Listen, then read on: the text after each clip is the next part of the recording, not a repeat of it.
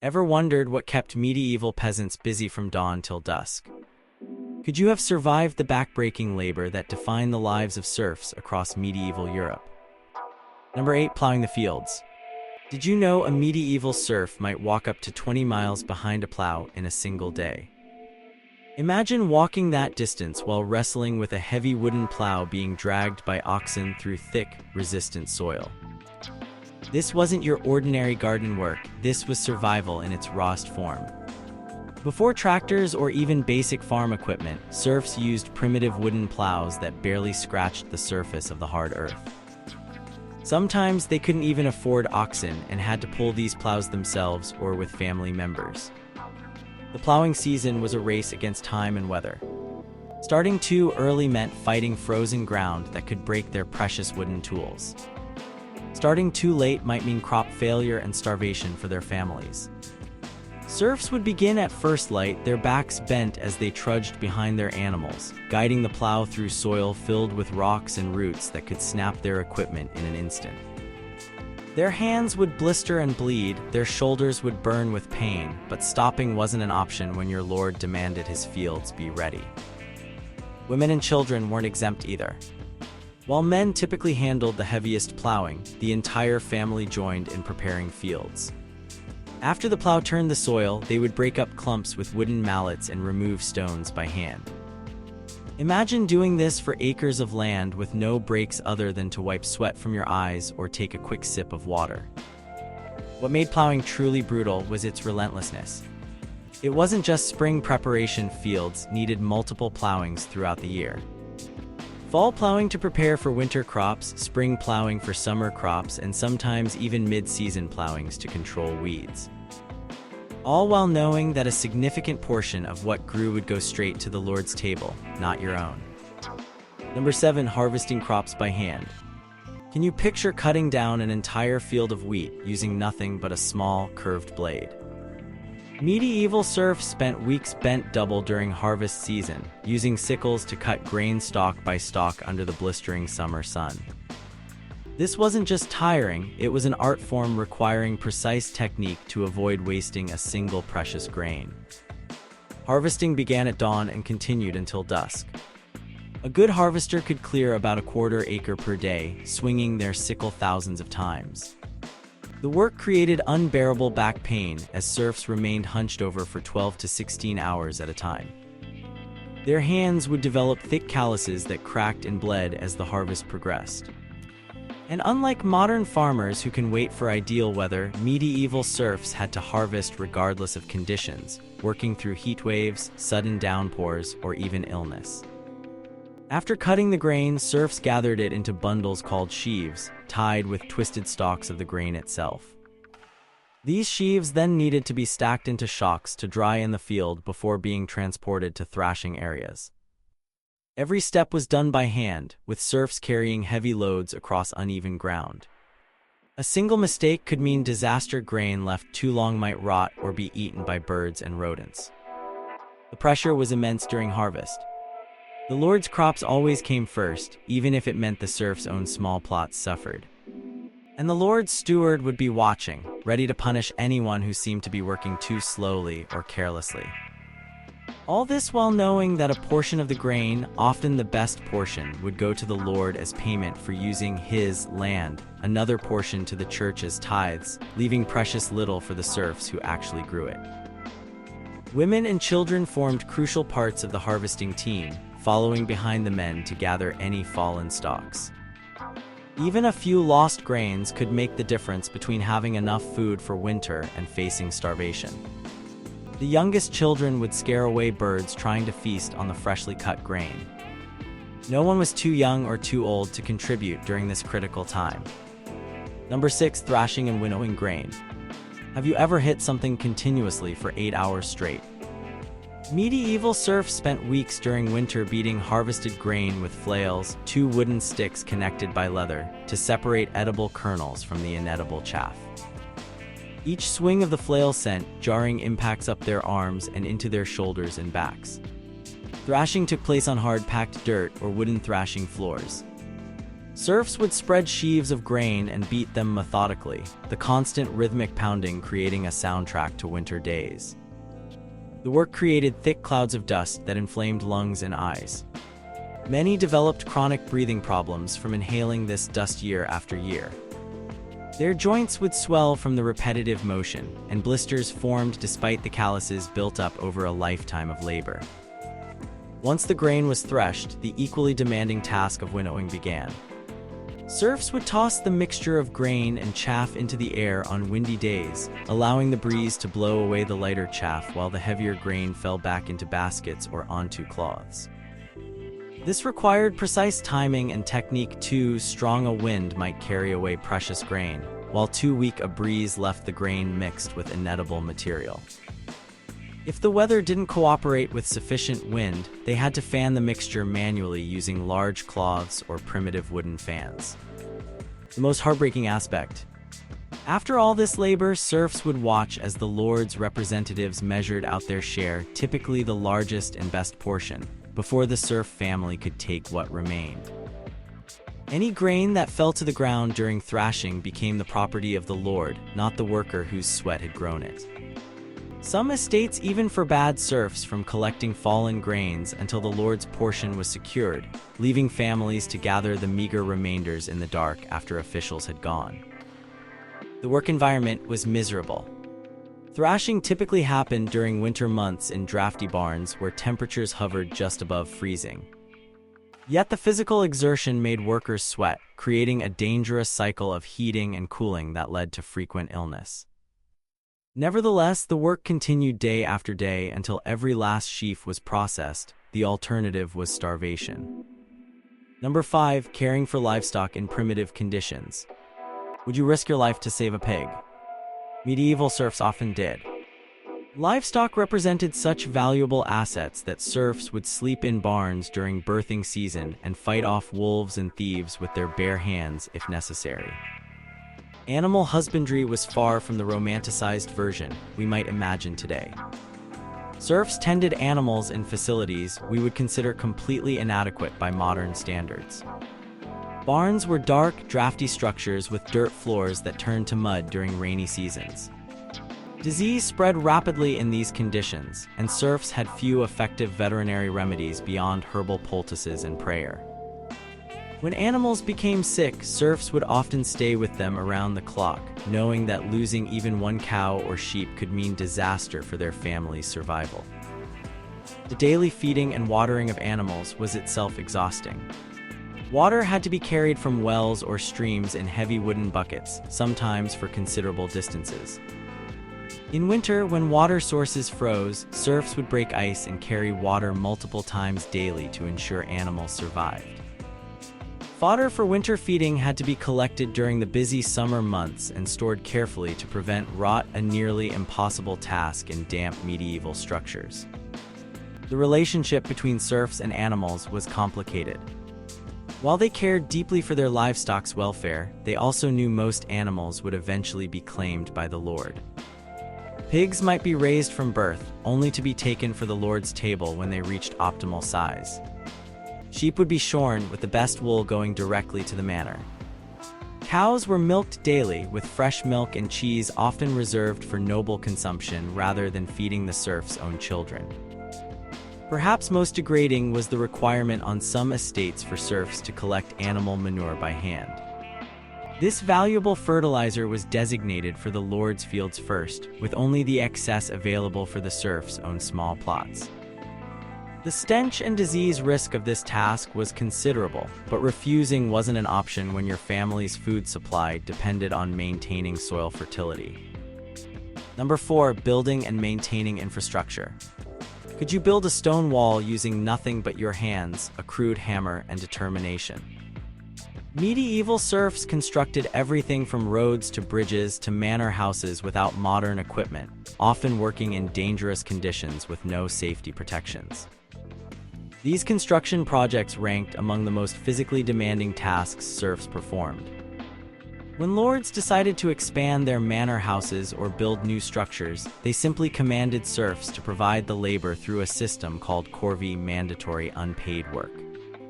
Serfs would quarry stone by hand, breaking apart solid rock with rudimentary tools and crude wedges. They'd transport massive stones using nothing but muscle power, wooden rollers, and perhaps the assistance of draft animals. The weight of these materials caused hernias, crushed limbs, and permanent disabilities. Road maintenance was particularly brutal. Medieval roads quickly deteriorated into muddy, rutted tracks that made transport nearly impossible. Serfs would fill holes with stones, gravel, and packed earth, often working knee-deep in mud during rainy seasons. The never-ending nature of this task was particularly demoralizing. Roads repaired in spring would need work again by fall, creating a cycle of backbreaking labor that seemed to accomplish little lasting improvement. Bridge building carried extreme dangers. Working over water with no safety equipment, serfs drove wooden pilings into riverbed, constructed wooden forms, and moved stones into place. These projects claimed numerous lives through drowning, crushing injuries, and falls. Yet refusing to participate wasn't an option. Lords imposed harsh penalties on those who attempted to avoid corvée labor, including fines that impoverished families couldn't afford or even physical punishment. Women weren't exempt from construction duties. While men typically handled the heaviest lifting, women carried materials, prepared mortar by mixing sand, lime, and water, and provided food for workers.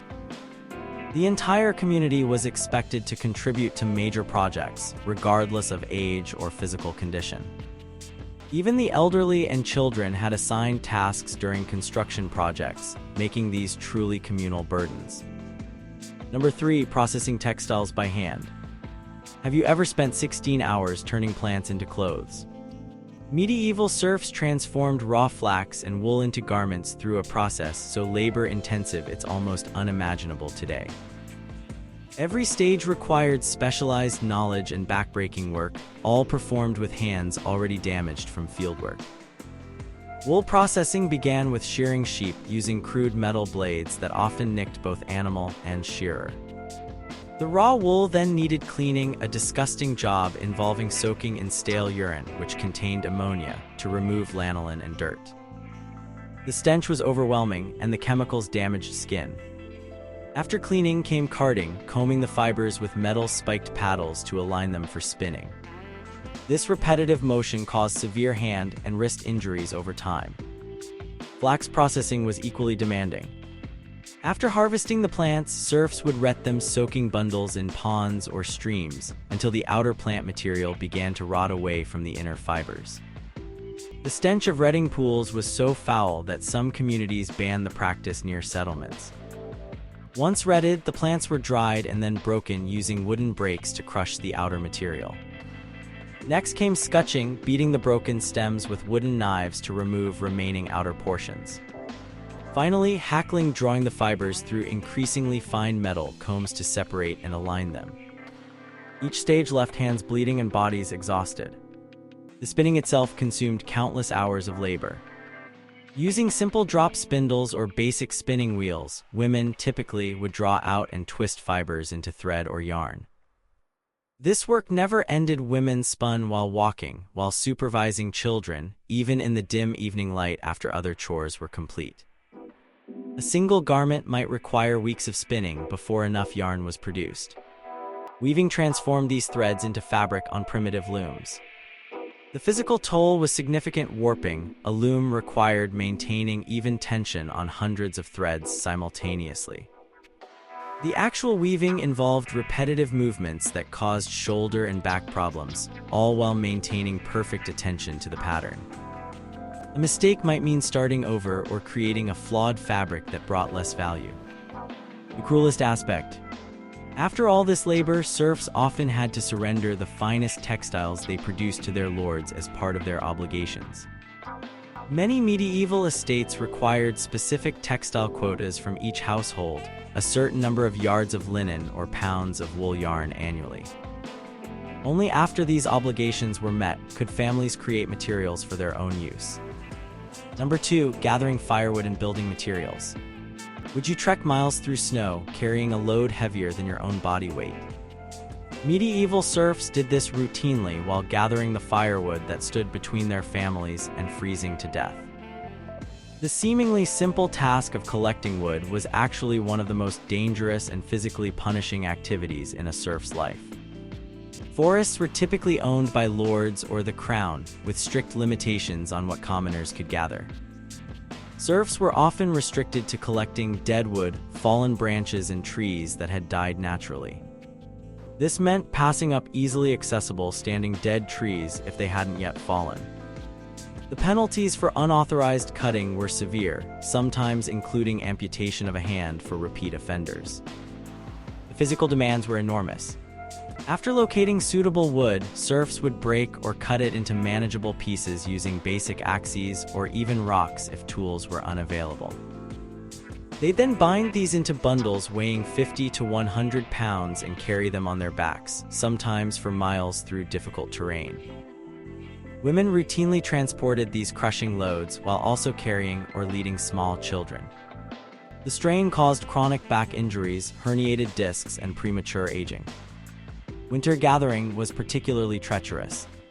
Slippery conditions led to falls, sometimes while carrying heavy loads or wielding axes. Hypothermia was a constant threat as serfs sweated from exertion, then chilled in freezing temperatures. Frostbite claimed fingers and toes, yet the work couldn't wait. Without adequate firewood, entire families might freeze overnight in their poorly insulated homes.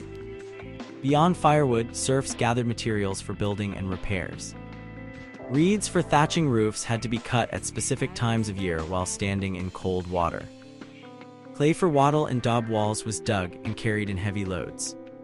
Stones for foundations were collected from fields and transported by hand.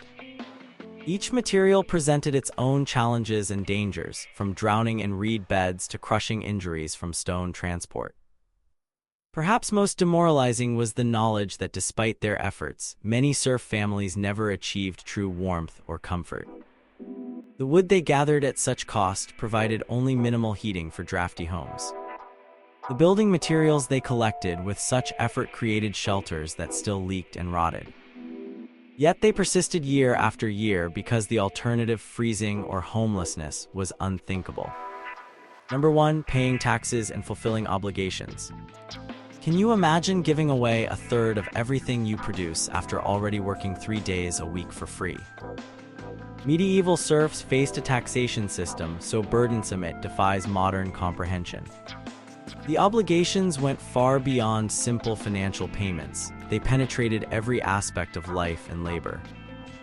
The foundation of serfdom was labor service. Most serfs owed their lords several days each week working directly on the lord's lands, typically the best agricultural fields in the area. This obligation came first, even if it meant neglecting their own small plots during critical planting or harvesting periods. Refusing or evading these labor duties could result in severe punishment, including public beatings or time in the stocks. Beyond labor came payments in kind. Serfs surrendered portions of everything they produced: grain, vegetables, eggs, milk, cheese, meat, honey, and textiles. These payments weren't fixed amounts but percentages, often collected at harvest when lords could directly observe yields. On many manors, lords took the first and best portion of every harvest before serfs could claim their share. Some lords even required serfs to use the lord's mills, ovens, and wine presses, charging steep fees for these services. Special life events triggered additional payments. When a serf died, the lord might claim their best animal as a Harriet tax. When a daughter married outside the manor, the family paid a merchant fee for the lord's loss of a potential worker. If a son wanted to learn a trade or move away, another payment was required. Even brewing ale for a wedding celebration might require permission and payment to the lord. The church demanded its share too. The tithe took another 10% of all production, theoretically to support parish needs and charity. In practice, much of this wealth flowed upward to bishops and monasteries while local parishes remained poor. Refusing to pay these religious obligations risked not just earthly punishment but eternal damnation, a powerful motivator in medieval society. Perhaps most humiliating were the arbitrary demands. Lords could declare special taxes whenever they faced unusual expenses: ransoming a family member captured in war, financing a crusade, celebrating a daughter's wedding, or simply building a new wing on the manor house. Serfs had no recourse against these sudden financial burdens, regardless of their own needs or hardships. The psychological toll of these obligations was immense. Serfs worked knowing that a significant portion of everything they produced would go to others. They watched their children go hungry while the fruits of their labor furnished elaborate feasts in the manor house. They made careful calculations about which obligations they might delay when resources fell short, knowing that each choice carried risks of punishment or deeper debt. Did medieval serfs accept this burden as simply the way things were, or did they feel the profound injustice of a system that claimed ownership over not just their labor but their very lives? Could you have endured such demands without breaking under their weight?